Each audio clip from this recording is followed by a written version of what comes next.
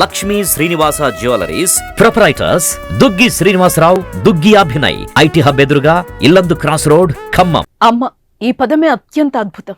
అమ్మ అన్న పదం పలికితేనే ప్రతి ఒక్కరిలో తెలియని తన్మయత్వం కలుగుతుంది. అమ్మ కంటే కమ్మనైన పదం ఈ సృష్టిలో లేదనేది నగ్న సత్యం. అమ్మ గురించి ఎందరో కవులు ఎన్నో రీతుల్లో వర్ణించారు.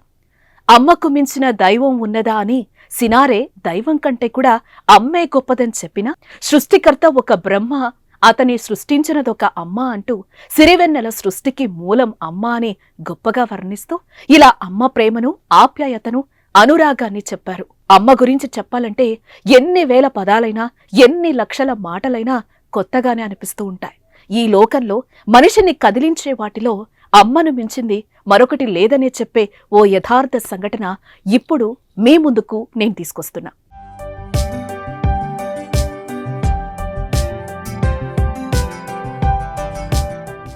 ఖమ్మం జిల్లా కొనిజెర్ల మండలం కొండవనమాల గ్రామానికి చెందిన మోదుగు గుణశేఖర్కి అదే గ్రామానికి చెందిన అమలతో 2018లో పెళ్లైంది.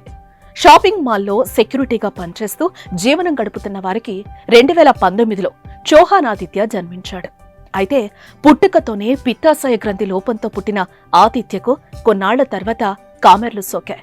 అల్లారు ముద్దుగా పెంచుకుంటున్న ఆదిత్యకు అనుకోని కష్టం రావడంతో అనేక ఆసుపత్రులు తిప్పారు ఆ తల్లిదండ్రులు. హైదరాబాద్ నీలోఫర్, విజయవాడలోని ఓ ప్రైవేట్ ఆసుపత్రి చుట్టూ తిరిగారు. కానీ నయం కాలేదు. వ్యాధి ముదిరి కోమాలోకి వెళ్లిపోయాడు. కానీ ఉస్మానియా ఆసుపత్రిలో డాక్టర్ మధుసూదన్ ఇలాంటి వ్యాధులను నయం చేస్తాడని తెలుసుకున్న శేఖర్, అమల దంపతులు అక్కడికి వెళ్లి తమ గోడు వెళ్లబోసుకున్నారు. కేసు టేకప్ చేసిన డాక్టర్ అన్ని వైద్య పరీక్షలు చేసి బిడ్డ బతకాలంటే కాలేయ మార్పిడి జరగాలి అని తేల్చి చెప్పాడు. గుండెలు పగిలే వార్త విన్న తల్లిదండ్రులు తల్లడిల్లిపోయారు. అవయవదానం చేసే వారి కోసం చూసినా ఫలితం లేకుండా పోయింది. దీంతో తన కడుపున పుట్టిన బిడ్డ కంటే తన ప్రాణం ఎక్కువ కాదనుకున్న ఆ తల్లి తన ప్రాణాన్నైనా త్యాగం చేసి బిడ్డను బతికించాలనుకుంది. అదే విషయం డాక్టర్లకు చెప్పింది. అమలకు వైద్య పరీక్షలు నిర్వహించిన వైద్యులు కాలేయ మార్పిడికి అనువుగానే ఉన్నట్లుగా నిర్ధారించారు. Osmania hospital surgical gastroenterology doctor Madhusudan, ఇతర డాక్టర్ల బృందం జులై 3న ఎంతో క్లిష్టమైన కాలేయ మార్పిడి సర్జరీని విజయవంతంగా పూర్తి చేశారు. ప్రస్తుతం తల్లి, కుమారుడు పూర్తిగా కోలుకోవడంతో డిశ్చార్జ్ చేశారు.